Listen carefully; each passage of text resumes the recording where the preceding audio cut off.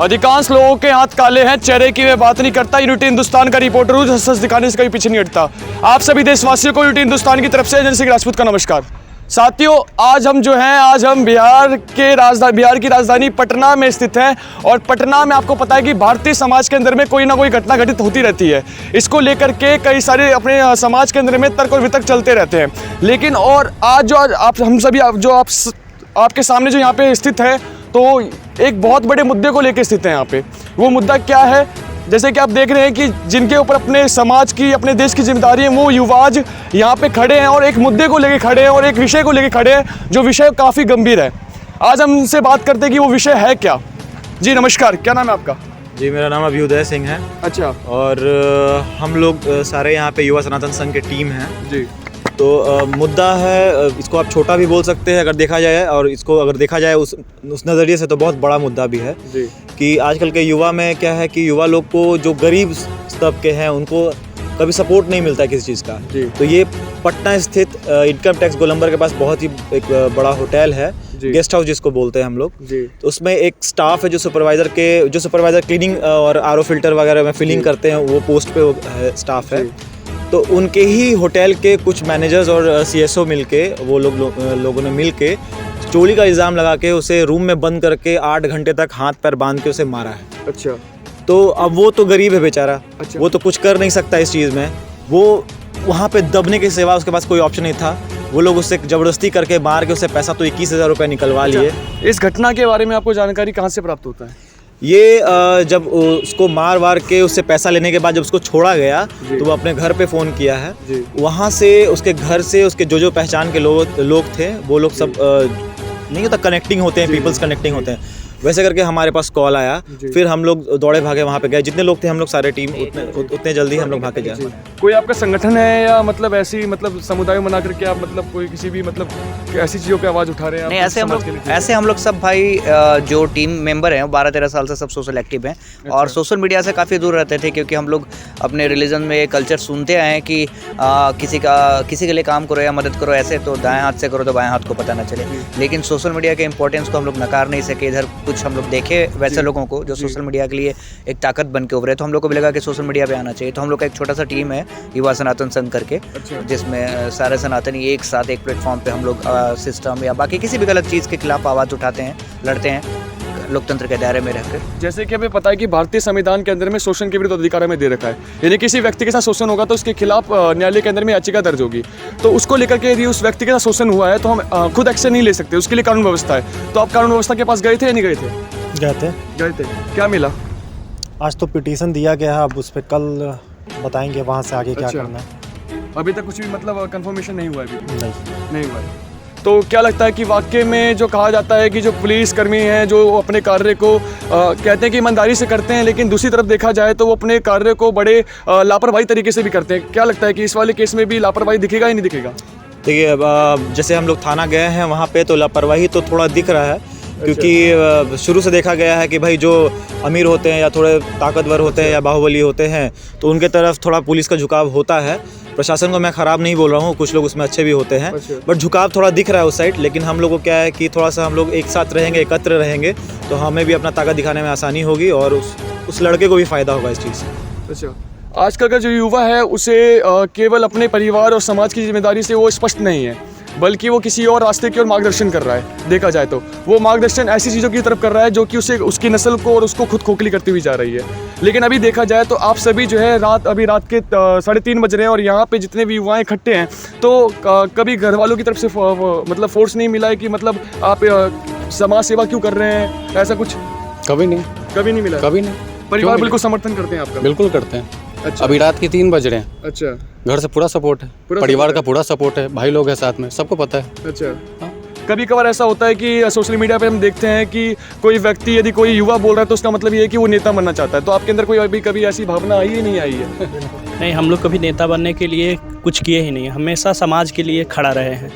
अगर ब्लड देने की बात आती है तो हम लोग खड़ा रहते हैं, और हम लोग कभी नेता बनने का शौक ही नहीं रहा है और नहीं कभी सोचेंगे नेता बनने का। तो क्या लगता है कि अगर धीरे धीरे युवा जागेगा तो समाज के अंदर में जो भी क्रूरतियाँ हैं, समाज के अंदर में जो भी बुराइयाँ हैं और जो सरकार है या पुलिस प्रशासन है जो भ्रष्टाचारी करते रहते हैं, और लेकिन युवा जो है जागने के बावजूद भी जगता नहीं है। तो अगर युवा जागेगा तो काफ़ी सुधार देखने को मिलेगा, नहीं मिलेगा? एकदम मिलेगा, क्योंकि हमारे पूरे भारतवर्ष में 65 से 70% युवा है, अच्छा। यंगस्टर है। तो अभी हम लोग जो टीम हम लोग चला रहे हैं युवा सनातन संघ, उसमें हम लोग का पहला यही ऑप्शन हम लोग रखे हैं सारे युवा के लिए, क्योंकि युवा लोग तो अभी ज़्यादातर देखा जाए कि नशे के आदी हो रहे हैं। तो हम लोग अभी क्या कर रहे हैं ना, हर मंदिर में जो हमारे नज़दीकी मंदिर है या जहाँ पे युवा को हम लोग को एक्टिव करना है, वहाँ हम लोग शाम के शाम आरती कर रहे हैं, क्योंकि हमारा मेन सनातनी और हिंदू केंद्र मेन मंदिर को माना जाता है। तो हम लोग वहाँ पे आरती कर रहे हैं ताकि सारे युवा एक साथ एकत्र हो, ताकि और लोगों को देखने में बने कि भाई युवा अगर आरती कर रहे हैं नशा छोड़ के, तो ये बहुत बड़ी बात है, अपने आप में एक एग्जाम्पल है। तो बिल्कुल युवा आगे आएंगे अगर हम लोग मेहनत करते रहे तो। अच्छा, और जो आप संगठन चला रहे हैं, तो उस संगठन के अंदर में कहते हैं कि पैसे के बिना आजकल के समाज में कोई भी चीज़ संभव नहीं है, ठीक है? तो क्या लगता है कि वाकई में आपको कहीं से बाहर से फंड भी मिल रहा है या अपने दम पे ही आप जो भी कर रहे हैं?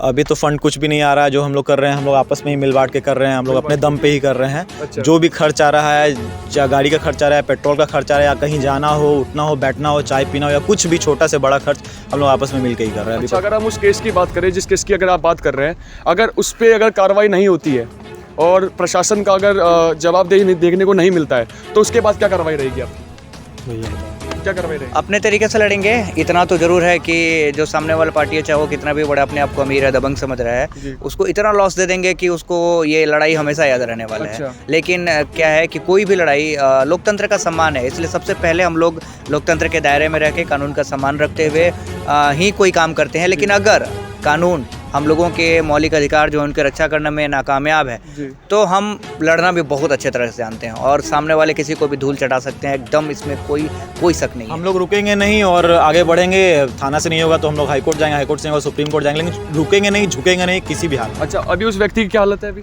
जिसके साथ अभी उसे थाना में लॉकअप में रखा हुआ है, बिना गलती के भी उसको रखा गया है। वो अभी लॉकअप में पड़ा हुआ है, जिसके साथ गलत हुआ अभी लॉकअप में है, और जो मारने वाले लोग हैं वो आराम से बाहर घूम रहे हैं। बाहर हैं, आराम से घूम रहे हैं और हंस भी रहे हैं और हमें आराम से सो रहे हैं, कोई दिक्कत नहीं है। साथियों, कहा जाता है कि भारतीय संविधान के अंदर में कई सारी रिट भी देते हैं जो कि न्यायालय द्वारा जारी किया जाता है। उसके अंदर में एक आता है हमारा उत्प्रेक्षण रिट, जिसके अंदर ये बताया जाता है कि कोई व्यक्ति यदि अपने पद का, सार्वजनिक पद का अगर सही इस्तेमाल नहीं करता है तो न्यायालय द्वारा उसके खिलाफ एक याचिका दर्ज की जाती है।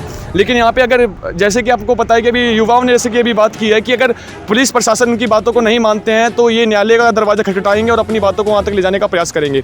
एक छोटा सवाल आपसे करता हूँ मैं लास्ट में, कि आंदोलन करने से जितने भी, जैसे कि आप देख रहे हैं जो केसेस हो रहे हैं, उसमें बदलाव देखने को मिलेगा, नहीं मिलेगा? बिल्कुल मिलेगा, क्यों नहीं मिलेगा। हम लोग 12-13 साल से आंदोलन ही तो कर रहे हैं। अच्छा।